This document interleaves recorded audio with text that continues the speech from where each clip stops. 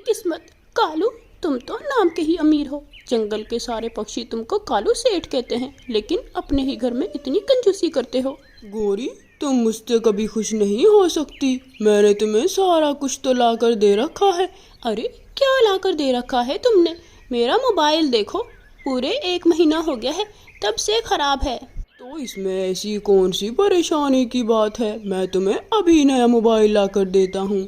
कुछ देर बाद कालू गौरी के लिए नया मोबाइल लेकर आ जाता है, लेकिन गौरी तो उस मोबाइल को देखकर गुस्से में आ जाती है। दिखाती ना अपनी औकात, वही किया ना जिसकी मुझे तुमसे उम्मीद थी। पुराना मोबाइल लेकर आए हो ना। हाँ, नया मोबाइल बहुत महंगा आता है। ये मोबाइल भी सही होते हैं। कुछ सही नहीं होता, तुमने मुझे पहले भी ऐसा ही मोबाइल ला कर दिया था। गौरी गुस्से में वहाँ से चली जाती है। अब ये फ्रिज क्यों नहीं चल रहा? अगर ये फ्रिज नहीं चला तो सारा भोजन खराब हो जाएगा। एक तो पहले ही मेरा दिमाग खराब है, हर चीज़ मुझे पुरानी ही ला कर देता है। फ्रिज भी मुझे पुराना कबाड़िए से ला कर दिया, मोबाइल भी मुझे कबाड़िए से ला कर दिया। गौरी ऐसे ही अपने मन ही मन में चीखती है और फिर कबाड़िए वाले कबूतर को बुलाती है। कबूतर भाई, मेरा ये फ्रिज काम क्यों नहीं कर रहा? गौरी बहन, आपको अपना ये फ्रिज बदलना होगा। मैं पहले भी 2-3 मरतबा ठीक कर चुका हूँ, लेकिन अब ये फ्रिज नहीं चलेगी। कबूतर वहाँ से चला जाता है और थोड़ी देर बाद रानो चिड़िया गौरी से मिलने आती है। गौरी बहन, आज मेरा बेटा पहले दिन स्कूल गया है, मैं इसलिए आपके लिए मिठाई लेकर आई हूँ। गौरी, बाहर बहुत गर्मी थी, मुझे थोड़ा ठंडा पानी तो पिला दो। अरे रानो बहन, कहाँ से पिलाऊं ठंडा पानी? मैंने कालू से कहा था मुझे नया फ्रिज ला दो। हर बार कबाड़िए की दुकान से मुझे सामान ला कर देता है, जो चीज़ भी ला कर देता है थोड़े दिन में ही ख़राब हो जाती है। हाँ, बस यही तो बात है, लेकिन कालू सेठ समझता नहीं है शायद। एक बार नई चीज़ ले लो तो वो सालों साल चलती है, और अगर कबाड़िए से ले लो तो वो 2 दिन भी नहीं चलती। हाँ, मैंने तो सोच लिया है, पैसे जमा करके नया फ्रिज लूँगी और कालू को कहूँगी मेरे भाई ने दिया है। पास खड़ा कालू उनकी बातें छुपकर सुन रहा था। गौरी, तो तुम मेरे पीछे से साजिशें भी करने लग गई हो। देखो मैं किसके लिए पैसे बचाता हूँ। मैंने 5 बड़े घर खरीद लिए हैं। नहीं चाहिए मुझे तुम्हारे घर, जब मुझे कोई सुकून ही नहीं है।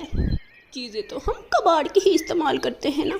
कालू भाई, वैसे मुझे आपके मामले में बोलना नहीं चाहिए, लेकिन गौरी बिल्कुल सही कह रही है, कबाड़ की चीज़ें तो ज़्यादा दिन नहीं चलती। रानो, तुम हमारे घर के मामलात से दूर ही रहो। और गौरी, तुम मुझे वो पैसे दो जो तुमने मुझसे छुपकर जमा कर रखे हैं। मैं तुम्हें नया फ्रिज ला कर देता हूँ। रानो चिड़िया वहाँ से चली जाती है और कालू गौरी से सारे पैसे लेकर एक नए कबाड़िए की दुकान पर जाता है। कबाड़िए भाई, ये फ्रिज देखने में बहुत अच्छा लग रहा है, किस हिसाब से दोगे?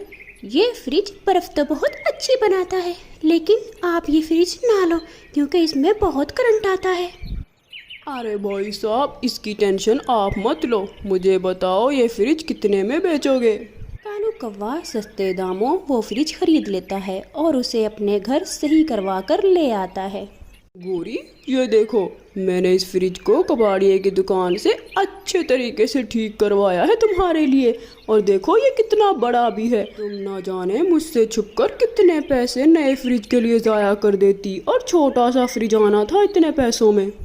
गौरी कुछ नहीं बोलती और चुप देखती है। गौरी को पता था कि कालू से कुछ भी कहने का कोई फ़ायदा नहीं, इसलिए वो चुप रहती है।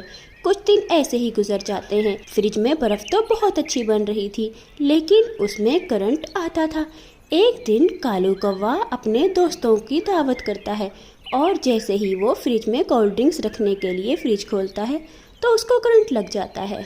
गौरी जल्दी से आकर फ्रिज के तार को स्विच से बाहर निकाल देती है। कालू बच तो जाता है, लेकिन उसका पंख बहुत बुरी तरीके से जख्मी हो जाता है और वो फिर कभी उड़ नहीं सकता।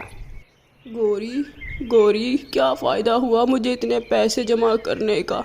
आज मैं इस काबिल भी नहीं रहा कि मैं उड़ सकूं।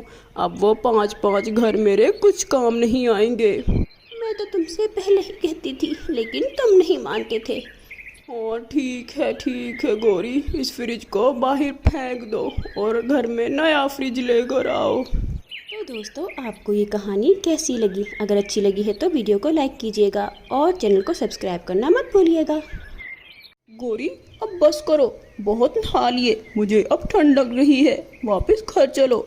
माना के मौसम की पहली बारिश है, लेकिन तुम तो घर जाने का नाम ही नहीं ले रही।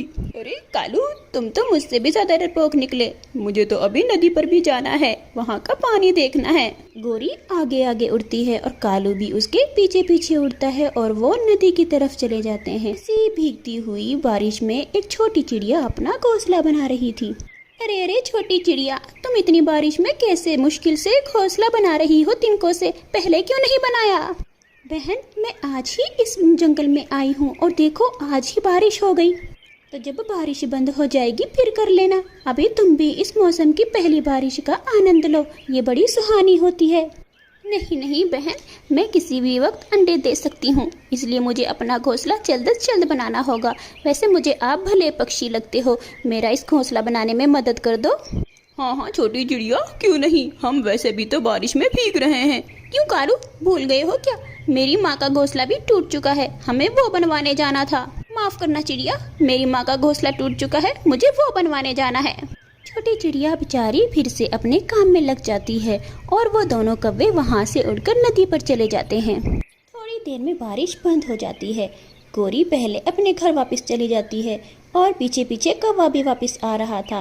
रानो चिड़िया उसे देखती है और अपने पास बुलाती है। बोलो बोलो छोटी चिड़िया, क्यों बुलाया मुझे? कौवे भैया, ये देखो मैंने 2 अंडे दिए हैं, लेकिन अब मुझे बहुत भूख लगी है। मैंने सुबह से कुछ भी नहीं खाया, तो मैं कुछ खाना खाने के लिए जाना चाहती हूँ। हाँ, तो मैं तुम्हें बता देता हूँ कि इस जंगल में तुम्हें खाना कहाँ मिलेगा। यही तो समस्या है, मैं इन अंडों को अकेला छोड़कर नहीं जा सकती और इस जंगल में मैं किसी और को नहीं जानती। अच्छा ठीक है, तुम चली जाओ, लेकिन फिर जल्दी आना। रानो चिड़िया जल्दी से जाती है और भोजन लेकर वापस आ जाती है। ये लो कौवे भैया, मैं आपके लिए भी केले लेकर आई हूँ। अरे शुक्रिया शुक्रिया तुम्हारा, अब मैं जाता हूँ। कालू, कहाँ मर गए थे? मैं यहाँ भूख से मरी जा रही हूँ। गोरी, मैं तुम्हारे लिए ये केले लेकर आया हूँ, ये खा लो। कुछ दिन ऐसे ही गुजर जाते हैं और फिर से बारिश होती है। कालू, आज मेरा अंडे वाले पकोड़े खाने को बहुत दिल कर रहा है। लेकिन मैं अंडे कहाँ से लाऊंगा? अरे याद नहीं है, वो चिड़िया ने जो 2 अंडे दिए थे? अरे नहीं नहीं, हम आलू के ही खा लेंगे। कालू, बस रहने दो, मुझे पता है तुम्हें उस छोटी चिड़िया पर दया आ रही है। अगर तुम नहीं लेकर आए तो देखना, मैं तुम्हें छोड़कर चली जाऊंगी और फिर दूसरी शादी कर लूंगी। कालू गोरी की बातें सुनकर डर जाता है और फिर वहाँ से छाता पकड़कर अंडे लेने के लिए चिड़िया के घोंसले की तरफ जाता है, लेकिन दूर एक दरख्त पर बैठकर सिर्फ चिड़िया को देखता है। अरे कालू भैया, आप वहाँ क्यों बैठे हो? आपके पास छाता है, आप इधर आ जाओ। हाँ चिड़िया, बोलो क्या बात है? कालू भैया, आपके पास छाता है, ये आप मेरे अंडों के ऊपर लगा दीजिए, क्योंकि मेरे अंडों को खतरा है बारिश से। हाँ हाँ क्यों नहीं चिड़िया, ये लो, मैं तुम्हारे घोंसले में लगा देता हूँ।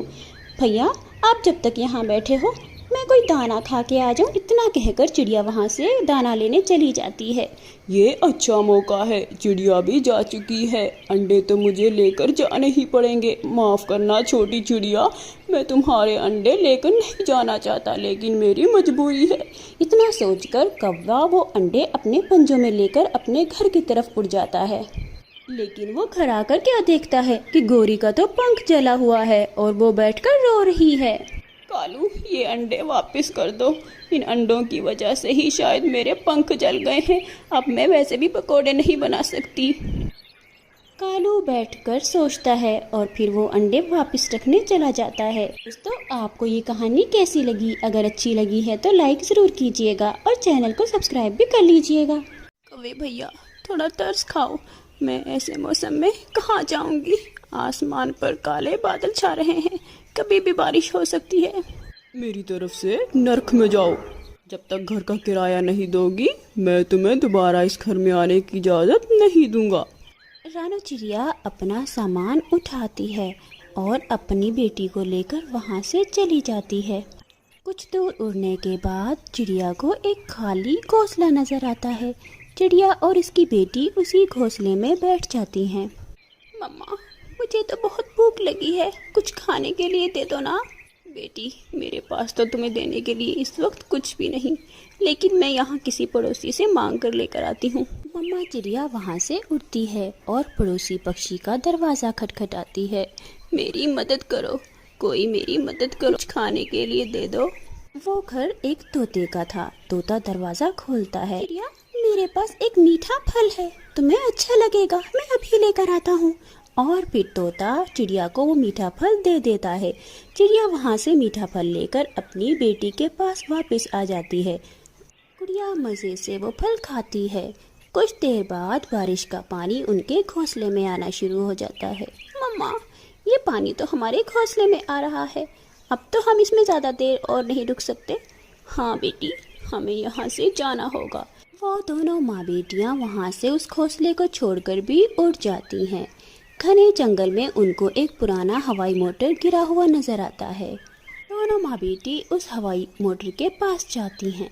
मम्मा, इस हवाई मोटर को देखकर तो लगता है ये बहुत दिनों से यहाँ पड़ा हुआ है। हाँ बेटी, अब यही हवाई मोटर हमारा घर बनेगा और हमें बारिश के पानी और तेज हवा से बचाएगा।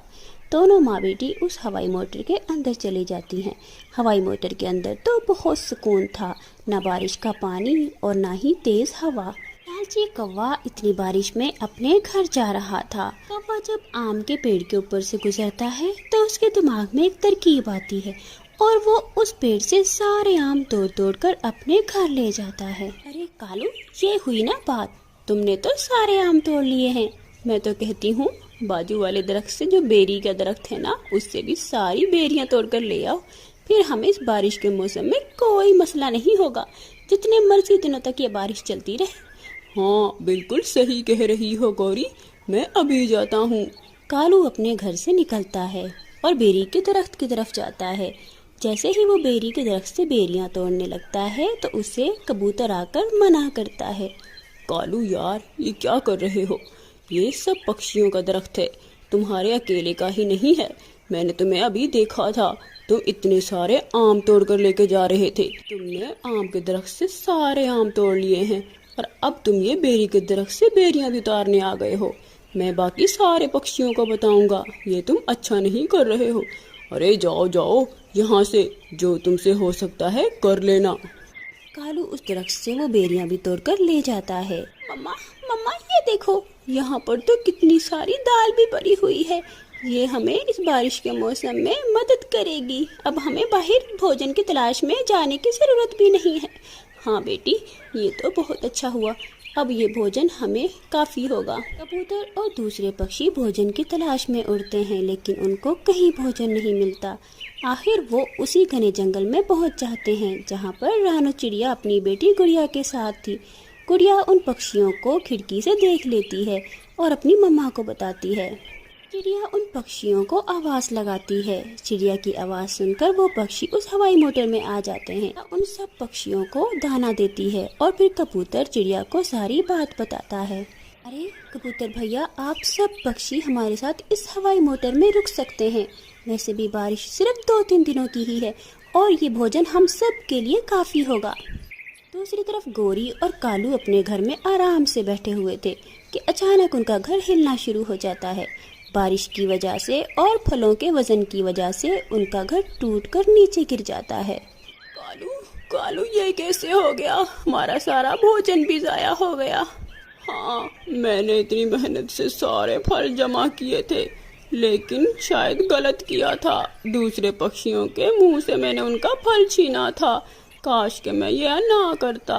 दोनों पक्षी ऐसे ही अपने टूटे हुए घर पर बैठकर रोते रहते हैं और दूसरे पक्षी मज़े मज़े से बारिश का आनंद लेते हैं। प्यारे दोस्तों, इस कहानी को लाइक कीजिए और अगर अच्छी लगी है तो इसको अपने दोस्तों के साथ भी शेयर कीजिए और हाँ, चैनल को सब्सक्राइब करना मत भूलिए।